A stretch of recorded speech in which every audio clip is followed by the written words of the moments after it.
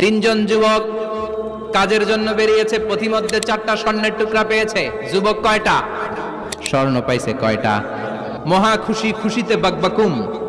4টা স্বর্ণের বড় বড় টুকরা পেয়েছে। আমরা আজীবন খেলে বসে খেয়ে যেতে পারবো, কিচ্ছু লাগবে না আমাদের। 3 বন্ধু বলে ভাগ করি, আরেকজন বলে ক্ষুধা লাগছে। একজন যা বাজার থেকে রুটি কিনে নিয়ে আয়, খাওয়ার পরে ভাগ করবো। একজন রুটি কিনতে গেল, শয়তান 2টারে বুঝায় ওইটারে মারতে পারলে এক ভাগ বটোয়ারা সহজ হবে। তোরা 2 জন স্বর্ণ 4টা, তুই নিবি 2টা, ও নিবে 2টা। হিসাব সহজ না? 2 বন্ধু প্ল্যান করছে, ওইটারে মাইরা তুই 2টা, আমি 2টা।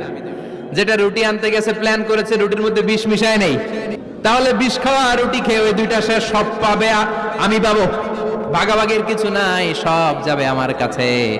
4টা স্বর্ণের টুকরার মালিক আমি। রুটির মধ্যে বিষ মেখে নিয়ে এসেছে। ওই 2 বন্ধু প্ল্যান অনুযায়ী ওইটারে ধরে মেরে ফেলছে।